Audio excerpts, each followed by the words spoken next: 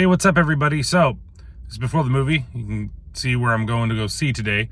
So I've decided to wear my little Artie the Clown t-shirt. We're going to see Terrifier 3. I'm very excited to see this movie. Like, extremely excited to see this movie. I do really like the other two. The second one, I don't think is as good as the first one. I think that story-wise is a little bit better because it's actually got a little more of a plot than the first one does. But overall, like, it just dragged a little bit, and there's a couple of scenes that are kind of like, a little bit long than they need to be. I've heard some things about it. I haven't heard anything, like, I've been avoiding anything about it, anybody, any reviews, any talks, any whatever, because I want to experience it for myself, and that's what I'm going to do tonight. We're going to experience this movie. Sorry, my voice is a little bad, but that's because, I'm coming back from a festival, and the reason why we didn't see it the weekend it came open, or it opened. So, very looking forward to this movie. Art the Clown is one of my favorite current, like, horror, like, new horror icons that we've got there. David Howard Thorpe is fantastic as him. I just want more Art the Clown. That's what I'm pretty sure I'm going to get. Is it going to be, like, I think it's going to be dumb, like, in some of those things. I know it's going to be gory. We're going to see how it goes. If it's even more than the last movie, it's independent. Right now, it is the #1 movie in America. It is one of the highest graded or highest grossing independent horror films that have happened in a long time. So let's see what happens. I'm hoping for a good time. That's all I want. And we'll talk about it when everything is said and done. Now, this might not go up right after I've seen the movie just because, I got to work tomorrow morning and all the other fun stuff, and this is a weekday. But let's see how this goes. And, I'll talk to you guys probably in just a moment. Hey, what's up, everybody? So I'm doing this one a little bit different than I normally do these reviews just because there's stuff in this one that I don't really, like, I want to spoil. I'm going to spoil the whole thing. We're going to still do the 2 parts with everything, but I'm not going to intercut pieces of the movie. One, because it's really gory, and I really don't want to put that up on YouTube like that. I'm sure that it's up there. I'm sure that you can find it, but it's hard to find anything, and the trailer is not super long, so it's going to be really repetitive. But I want to talk about the movie at the same time and do the whole thing. So instead, you're getting more of like a vlog style thing where I'm just going to kind of talk to you, walk around the house for a second, got back, dogs need to go outside, and I've got everybody else. So you're going to see pieces of the house as I kind of walk and talk for a bit with everything up there. Yes, that is a mess back there. And yes, that is my wall of fun. So, Terrifier 3. Holy shit. It was everything I wanted it to be. Absolutely everything I wanted it to be. I love this movie. If you are a fan of Terrifier and Terrifier 2, Art the Clown, this is your movie. I am a huge Art the Clown fan, as you can see. Little Artie the Clown. I've got on my fat belly going on here. It's just, I don't know what else to say about it. It's way better than the second one. Way better than the second one. If you really like the second one, you're going to really love this. David Howard Thorpe, is fucking fantastic as Art the Clown in this movie. Like, it's just, it's ramped up to fucking 11 with everything. It's super gory. And the acting is way better in this movie than it was in Terrifier 2, especially with our lead, Sienna. I think even I mentioned it in the last review that I did for Terrifier 2, that she was just okay. She wasn't great. She wasn't, bad. But here, she's really good. Like, she's got more acting chops underneath her belt, and she's great. I don't think that there really is that bad of a performance. Maybe except for Jonathan, it's just kind of like, okay, but he's not super in the movie and not super involved with it. But even all the little side characters and everything, for like a horror movie, it's good acting. I'm very surprised. Then there are guest stars in this movie that I was surprised to see. 2 in particular. One surprised the shit out of me, and the other one I was like, oh, cool, it's that, that person that's there. And I'll mention those in the spoilers. It's not like they're like big roles or anything like that, but it's one of them definitely is just like a small like nod to him because, and you can kind of guess by me saying the whole thing with it being like a, nod to the special effects and the way special effects are done in this movie. So that one was cool, but the other guy actually was like kind of cool to see in the movie as well, and actually had kind of like a bigger part in everything in the movie. So story wise, it's a little more like Terrifier, where it's not heavy on the story. Where I think that Damien Leone really tried to do a lot more with the lore and stuff in it. Where in this one, it was just more like, hey, I'm having fun in the movie, and I'm gonna do all these crazy things, be very unapologetic with the gore in this movie, and just really ramp everything up to like, 11. If you really want to, like, we're gonna make a Spinal Tap reference for this movie with everything as it is. Sorry, like I said, it's late at night. I'm starting to put everything away and get all the dogs and stuff inside as we get going to bed. And we're going to change views for the spoiler section of this as I record everything. But yeah, I think it's worth your time if you're a very big fan of it. I just really am absolutely floored with the way that it moves. And there's officially something that I get to add to the list of things you don't do to a dick. If you've seen the movie, you know exactly what I'm talking about. And oh my God. And it's funny because the one thing I will say, so the thing that I heard, and this is not necessarily going to be a spoiler, but it is with an experience of it, is that they said that the beginning of this movie was like the opening scene was like super gory and like really bothering people, and people were walking out of the movie. It's gory, but I just didn't feel like it was like that intense. But there were some people that did walk out at the beginning of the movie. I was very surprised. Like, and we were, for Tuesday night, it was pretty packed in there. And it was mostly because, it's my people that were bringing young kids in there. And then that happened, and the father took the kid right out, and then everybody else followed along with it. Again, you're going to go see Terrifier, and maybe you're going to see it because you've heard all these things about it being this like horror movie, and oh my God, it's such a great franchise and great villain, but you don't realize how gory and how unapologetically gory the movie is. And so you do that, and it's funny, but I just didn't think it was as bad. It's not as bad. Like, there's some intense scenes, but I think in terms of like pain wise, for me, there wasn't anything that matched the salt scene from Terrifier 2. If you know what I'm talking about, that one really got me. And there were a couple things in here, but honestly, I think it's funnier. I think that, again, art is definitely ramped up a lot. And there isn't like in Terrifier 2, there isn't like a scene with the glasses. Like, they try to do the glasses again in this, and I'll go into it, and again, spoilers. But there isn't anything that was like as silly as that. But it still had its big moments, and the best one, I think, is in the middle of the movie. It's 2 hours long, like 2 hours and 5 minutes. I didn't feel it this time, especially with the ending. The Terrifier 2, I had a big issue with the ending of that movie, that it just slowed down a lot, and it makes it hard for a rewatch of that movie. And it's got like a little thing in the middle too that's kind of slowish. But in this, I just did not feel it at all. And the ending, while it's not, it definitely is leaving it open to Terrifier 4, right?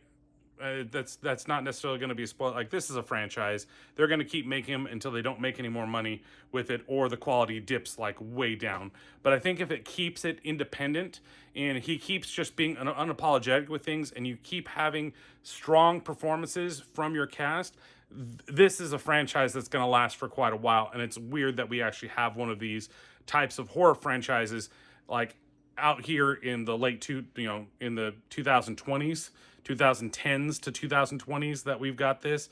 It's crazy for me to think, when, like the 80s had a ton of them, 80s and 90s, and now we're kind of getting it there too. But it's really got to remain Leon's vision for it. I don't think if you gave it to somebody else, or you had a major studio get involved with it, I think it would turn to crap. And eventually, I think people are going to kind of get tired of it, and it's kind of going to be overdone. But right now, it feels still fresh to me. So, like I said, the ending, while it's not the best in the world, it's definitely a lot more digestible than it was in 2. I definitely think it's much better than 2. And I think that if you are a gore hound, you are going to want to see this movie as soon as you possibly can. I am actually, it's amazing that I'm floored with this movie, and at least my initial reaction with it. I need to see it again at some point, but the initial review score for this movie, it's a 5 out of 5 brand new assholes. And if you've seen the movie, you know exactly what I'm talking about. I think this is a solid 5 out of 5. This is like a classic. The fact that a trilogy, a third in a trilogy, can be this highly rated for me is crazy, and it's a lot of fun. So you'll have a good time if you go see it. If you really love the other two movies, you're gonna love this one as well. I think it ranks up there with the first Terrifier. I'm tripping over the dog. And so, yeah, we'll be back with spoiler section.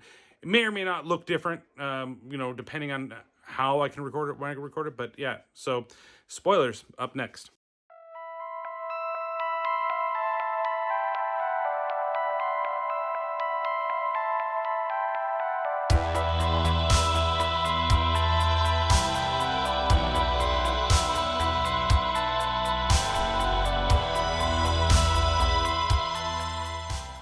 Okay, hey everybody.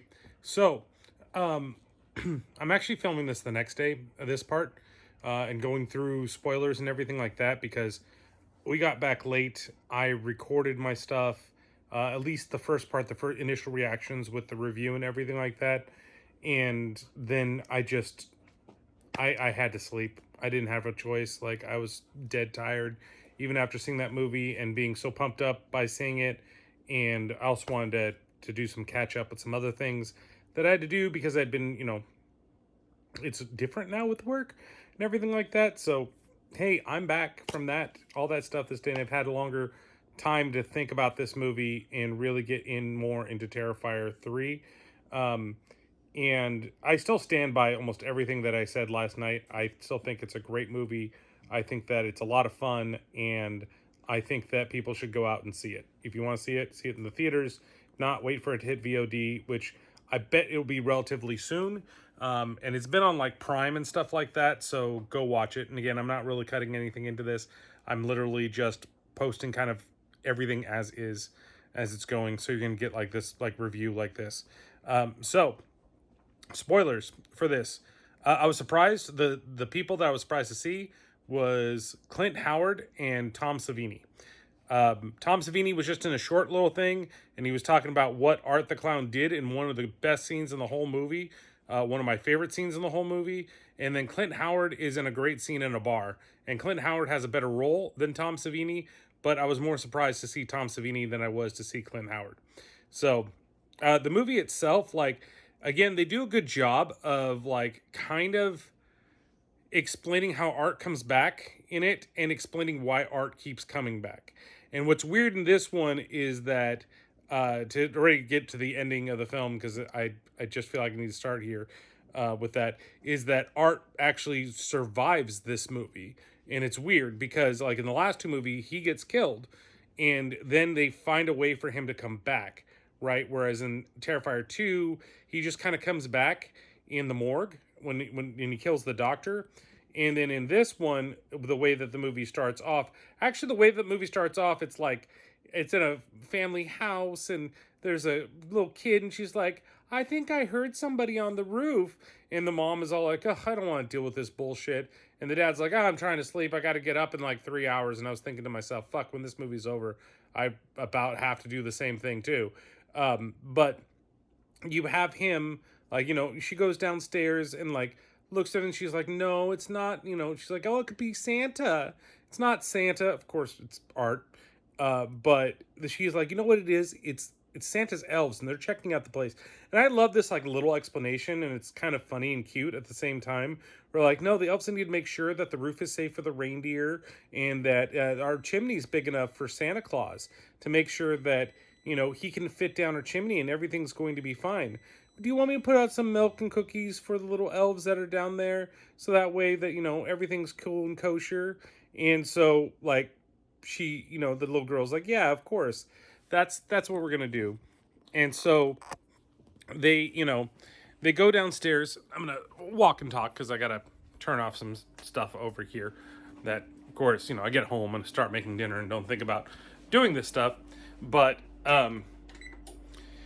So she goes down, downstairs, puts milk and cookies, goes back to bed, and then good old dad is upstairs and sleeping, and that's when Art the Clown shows up. Because the little girl, once again, she hears all the noises downstairs and is like, oh, it's definitely Santa. And of course, it's Art, and Art's going through his bag, and she's like, oh, Santa looks kind of weird. And then he reaches into his bag, his red bag for this time, and inside the red bag, of course, is all of his weapons. And he grabs an axe, and like she tried to wake up her brother at one point, and so she sees that with Art and goes and hides. And Art goes upstairs into the brother's room. The brother's like, why are you waking me again? And then you just hear the thwack, thwack, thwack of Art killing the shit out of her little brother. And I'm talking about like these kids, like she's probably like 6, like 5 or 6. She's tiny. She could even be younger than that too. And then you have the brother who's probably like 7 or 8. Maybe even he's old enough to be like 10 or something like that. But Art kills him first, but you don't see it. And then he goes into the bedroom of the parents, and he just starts whacking the shit out of the husband. Not in the good way, in the bad way, with the axe. 40 whacks with a wet noodle there. And so he just, the wife is like, oh, are you getting up? And everything like that, after they had like their little playful, like little thing they did before they went to bed. And then she looks over and sees Art just constantly doing that. And then again, I just fucking love Art the Clown, and the way he's looking at it, because he just like points at her and he points down and points at her. The way Art does shit. So that's basically kind of how the movie starts. And she even goes in the bedroom and sees her son, and you get to see the aftermath of what Art did. He just doesn't like kill the kid. You don't see him kill the kid, I should say. And then he ends up brutally killing her. And yeah, it's pretty gory with everything, because he's like chopping parts and really digging into the person. But I didn't, for someone like, oh man, it's unapologetic in the beginning, it's super gory. Like there's other stuff in this movie that's way gorier than the beginning of this movie. But it gets it off to the start like, I've said it multiple times before. If you've been following the podcast, you have a really good intro. And even if the rest of the movie's bad, you at least get an idea of what's going to go on in the movie. And you realize that this is gorier than some of the stuff they've done before. So yeah, we're in for, if you're a gorehound, I think you're going to be in for a treat with this movie. And eventually, you get, after he kills the mom, then you see him downstairs with he's eating the cookies and he's just breaking apart, and then he hears a noise, which happens to be the little girl, and he ends up, I believe he does kill the little girl as well. You just don't see anything of it in the aftermath for the whole thing. One of the biggest complaints I had about Terrifier 2 was that all the brutal kills were done on women. I'm not trying to say anything specific, but it was just, to me, it was something that I just noticed, right? Where this one, it's equal opportunity kills. Just flat out. And actually, even to start the kill with a really brutal one, starts with the husband and the son, and then she does get it as well. He does chop off her arm and does a couple of extra things to her. And then we go 5 years earlier, and we see how Art came back. And Art, basically, the body was still alive, even though the head was gone, and then he kills a police officer, takes his head, and there's a great scene on the bus where, like, he's holding onto the head he's got on top, and then he goes to the insane asylum where Vicky is, and Vicky, has birthed Art's head out of herself, and then goes and they kill Jericho inside the hospital, and which is a good scene as well. Like Jericho gets a very good death in this movie, and then him and her go off into this house, and you see her get inside of a bathtub and then take a piece of glass after she's beat a mirror, and she's got a fucking like funny line that she does. She looks in the mirror and she's like, you used to be so hot, everybody used to want to fuck you. And she's got like her fucked up face, she's missing the eye, and it's all glazed over with the skin and just one weird eye there. And then she goes into the bathtub as Art goes upstairs and sits in the attic in a rocking chair, and then she slices both of her wrists and bleeds basically to death. And then we cut to current day, where we have Cece. She's getting out of the insane asylum. So what we don't know in the time that's passed in the 5 years from the last film is that she's been committed, and she went to court because people thought that she was the one that did everything, but her brother, he's the one that actually testified for her and convinced the people that no, she doesn't. But she's had a hard time dealing with it. She sees all of her dead loved ones constantly. There's I think, a really well done scene in the kitchen, and it's a little brutal with her one, like the last friend that died, not the one that got the salt, but the one that took her to the bar where they got all like high and shit like that, and ecstasy and drinks, and sees her like as a dead person on the table, asking her to pass the rice. And this is where I think the actress that plays her does such a better job than she did in the first movie, like a way better job. And I really like this scene. And there's really good scenes like, and this also is speaking like links for Damien Leone too, that he's becoming a better filmmaker and he's making better content outside of the gore. That there are these like really well done scenes, and there are still some kind of iffy things that go on that are, of an independent horror movie, but it doesn't need to be like, a scene like this doesn't need to be that good, honestly. So she freaks out at dinner, and we also find out that she's gonna live with her uncle and aunt and her niece, and her niece like worships her, right? Gabby worships her, and the uncle's a little bit reserved because after she has that freak out at dinner, she's like, well, what if she snaps even more and we can't handle it? Maybe she needs to go back. Maybe we need to watch her. And and then of course the I guess it's the aunt that's the sister of her mom. She's really like trying to be like, no, she's a good girl, she's gonna be fine. And then slowly but surely it just becomes her like seeing art. You get the great scene, not my favorite scene, but you got a really good scene where well, there's two scenes. There's one where a couple of people are going to demolish the house that Art and Vicky are in, and instead, of course, they run into Art and Vicky, and each of them gets killed in their own way. One a little more brutal than the other. Like Vicky basically takes the glass that she had, she stabs the dude in the neck. That's a decent kill. It's not super gory, but the other dude, he gets it terribly, to the point Art kills him, takes a box knife that he has on him, slices him from the top of his head on back, then grabs it into his skull and takes the skin and like pulls all the skin down. Oh, it's it's bloody and it's great. Um, and so they're back, right? And I love the art thing because he's just sitting there like, and then all of a sudden he comes to life, like he gets the smile. I can't do the art smile, but he gets the smile, and then that's when he starts attacking and killing the guy. So you have that. Cece and Gabby decide to go to the mall to get a gift for Jonathan, and when they go there, that's when and she's having like not necessarily all visions, but like the memories are coming back, even the clown cafe and all that stuff from the last movie.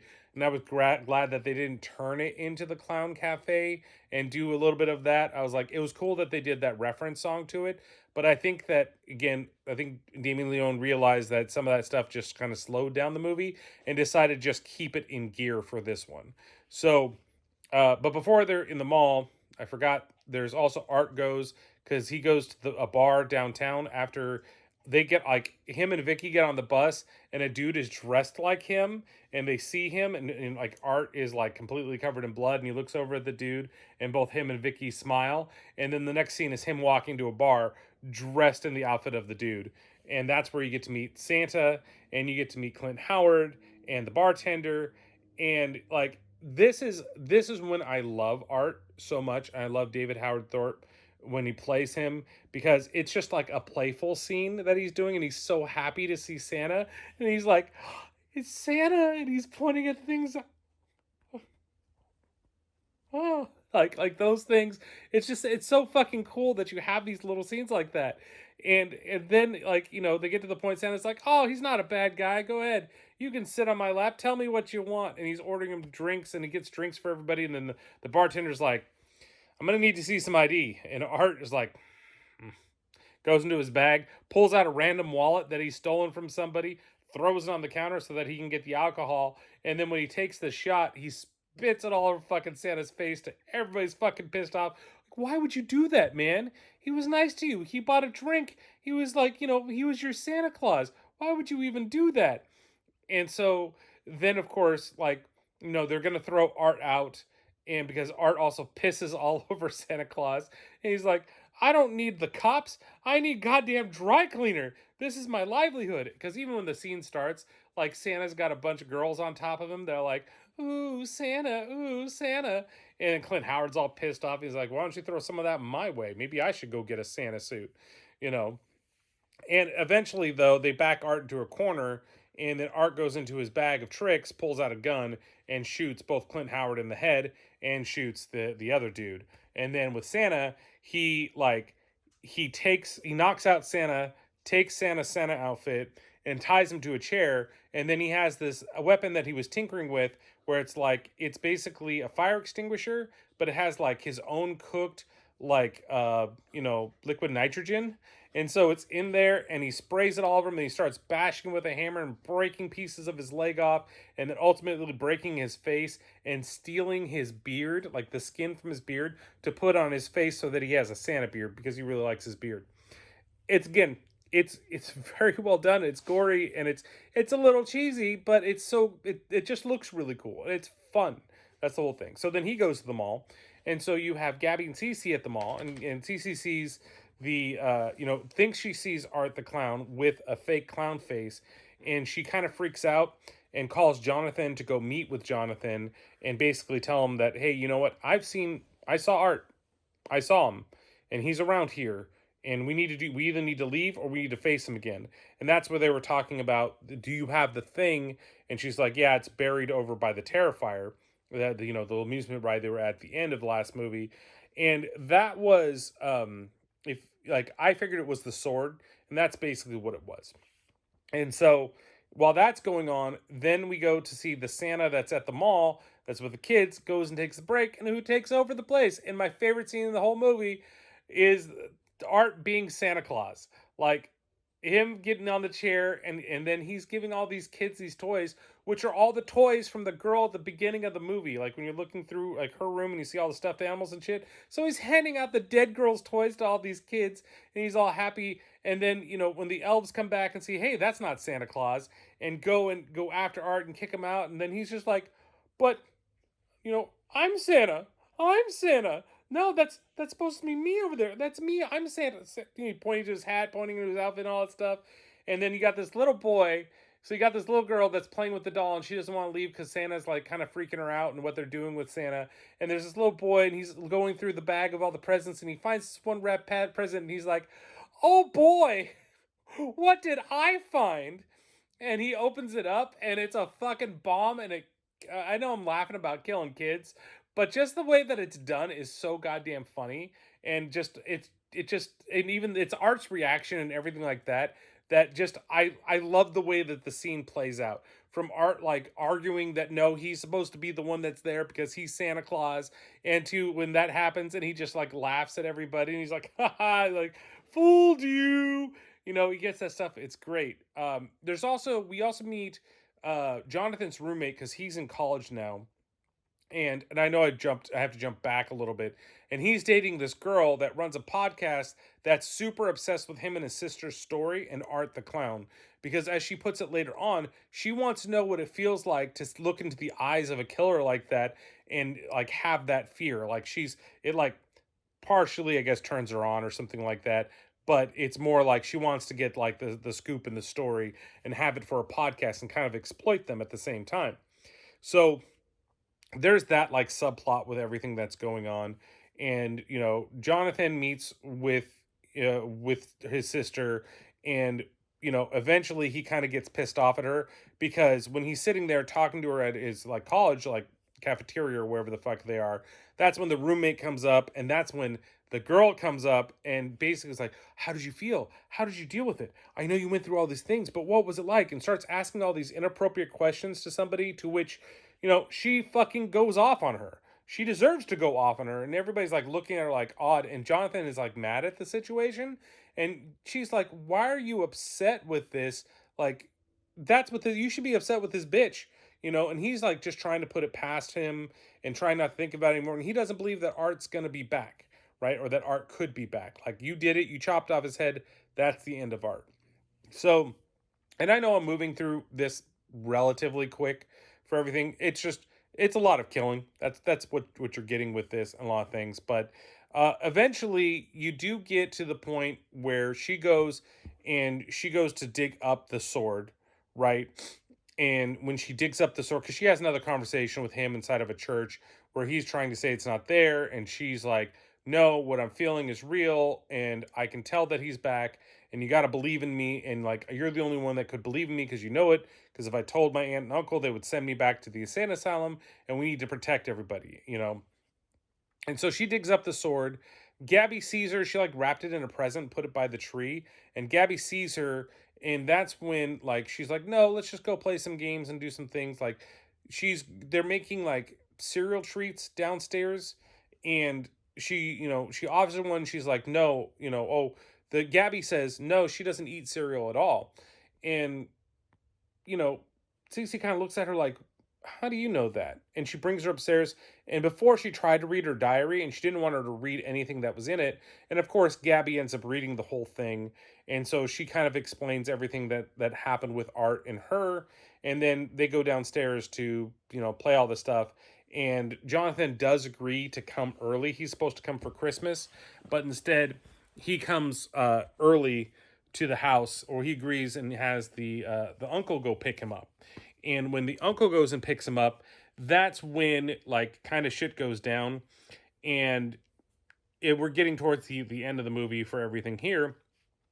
And Jonathan, like when the uncle shows up, it becomes obvious that Vicky is emulating Jonathan's voice because of the way that the phone call goes and how it like breaks up as he's talking after it.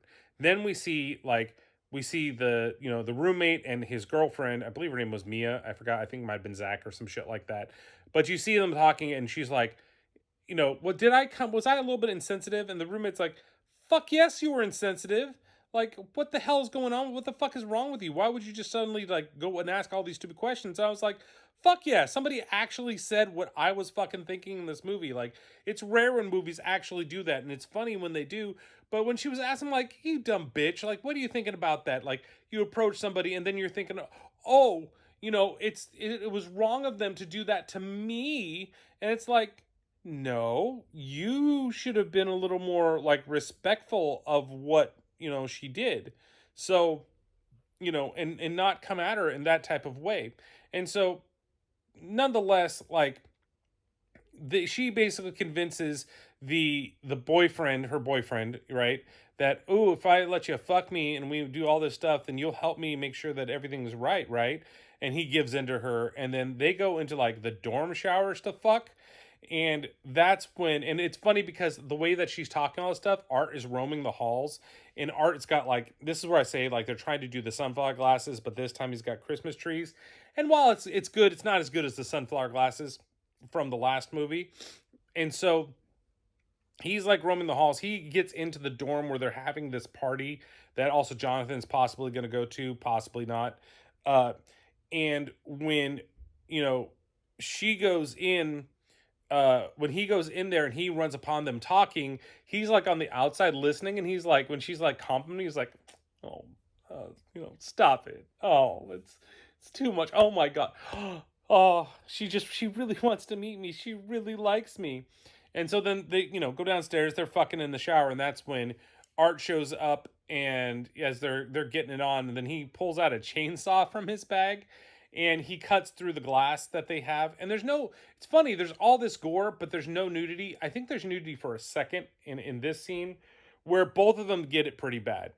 I think that the boyfriend gets it a lot worse because like, and it's funny because like the best part of this scene is when so he hits the boyfriend with the chainsaw, chops part of his hand, and then chops his fingers off on one part of his hand, and then he like slices his leg and he tries to get away, but he knocks him to the ground. And then he goes after the girl in the shower, and he takes the chainsaw and he runs across her boobs. And I think for just a second you get nipple, but it's so quick, and he just like opens her up there, and he maims her, he mutilates her with the goddamn chainsaw.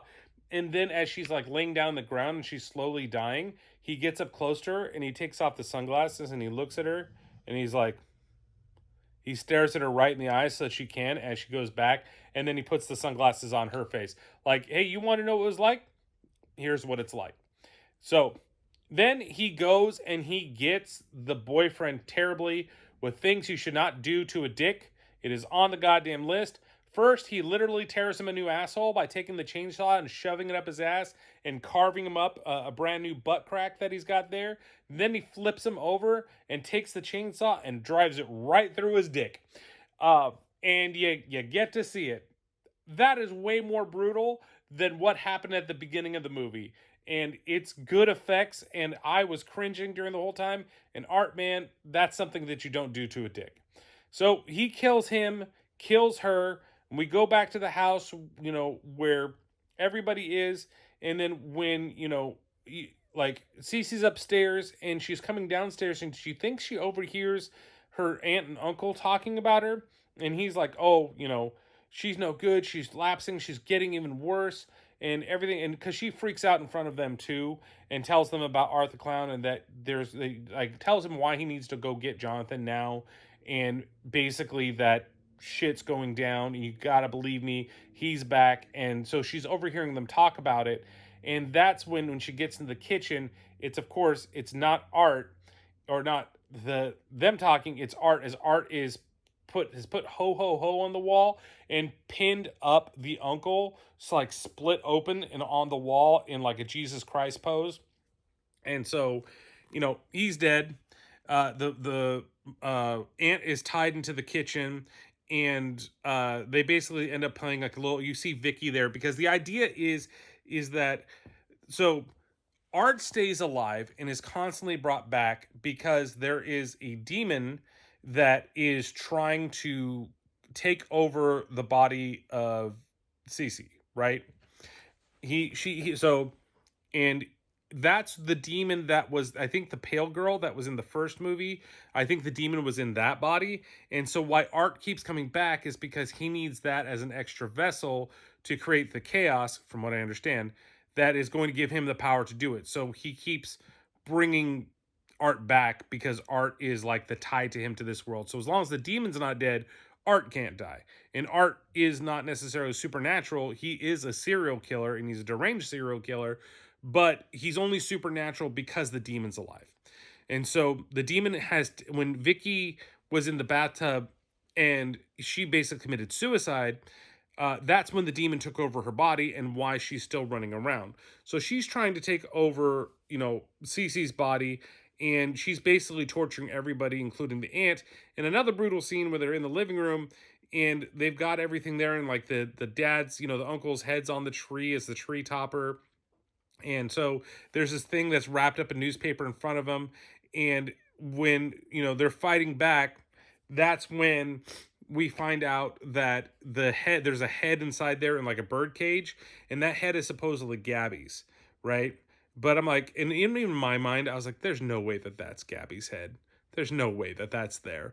And so the mother, the aunt, she tries to like lash out at them, and then they end up taking again, this is just, it's creative in what they did. I really like this one too.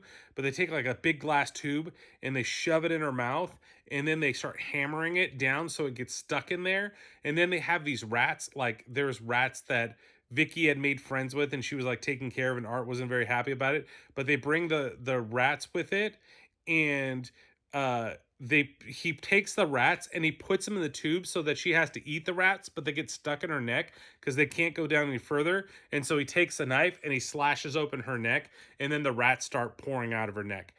It's different, and it's pretty cool. So you have that, and then that's when they're trying to break her spirit. They're trying to break Cece's spirit, and have it so that she can't fight back and that she accepts the demon, right? And so she's still like fighting back a little bit, and then they say, you know what? I got a secret to tell you. That wasn't Gabby. And I was like, yeah, of course it wasn't Gabby. So Gabby pops out there, and then who's the head in the thing though? And so as they're like, basically now they're like, oh, well, we're gonna break your will and we're gonna take you over by basically showing that, hey, the head that's in the thing, that's Jonathan. So I figured that they had killed Jonathan, and that's kind of confirming it, but it's still not 100% sure that could have been the head of Mia, and they just had the glasses, and maybe Jonathan is somewhere else that was kidnapped, but you never see him for the rest of the movie. So I'm assuming that he's dead. And so you get one of the dumber things that happens in the movie, as like the dumb part isn't that, because the demon's like torturing her and they're getting ready to kill Gabby. So she's like basically like, hey, we won't kill her if you just let me take over your body. Please just let me possess you. If I possess you, then she's gonna live and everything gonna be cool. We're all gonna be kosher, one big happy family.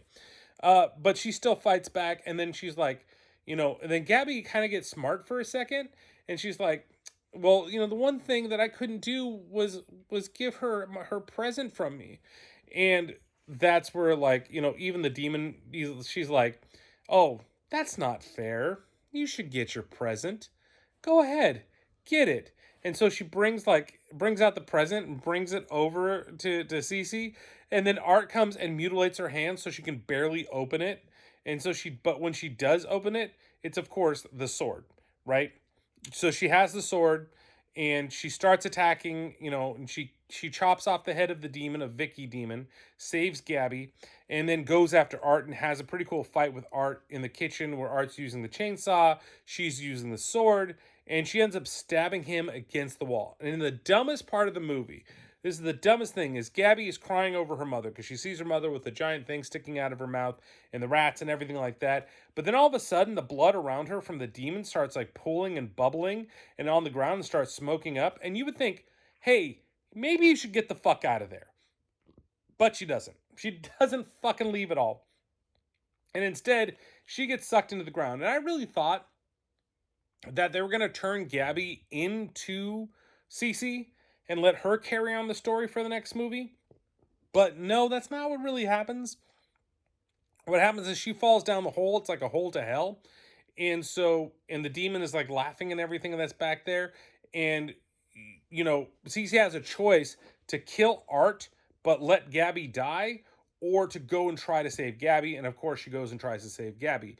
She can't quite reach her, so she uses the sword to grab. And again, the dumb part is that Gabby should have just fucking ran away. She shouldn't have just stayed there.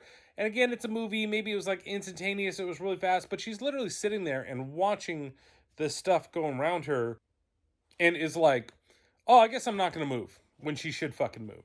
So instead of getting out there, she gets sucked down into hell.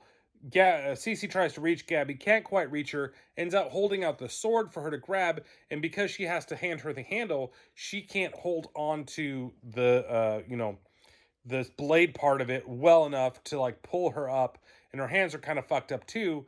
And then as Gabby drops down below with the sword, then you see that all her like wounds are healing. She looks over in the kitchen and Art's gone. So the basic ending of the movie is that, it's setting up for Terrifier 4 is that she's going to go try to find Gabby. Art is still alive, but without the demon. So he doesn't die in this movie, which I thought was a bold choice, but that gives you a chance in number 4 to actually kill him because the demon's no longer there, and complete the whole thing so that we no longer have Art the Clown anywhere. So it's a great movie. It's a lot of fun. It's very gory.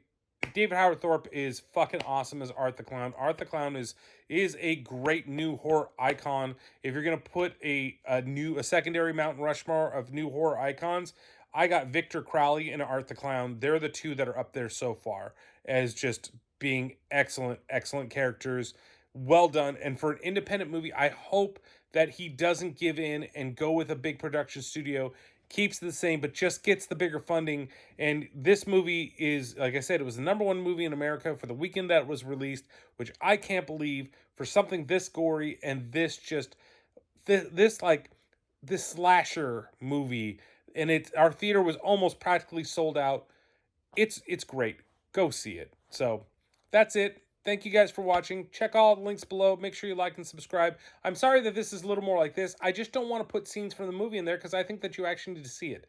And the trailer is not very involved, and I'd have to get like a bunch of little clips, and I don't want to ruin the kills and also get like heavily flagged for it. So thank you guys for watching. We'll catch you next time. Bye, guys.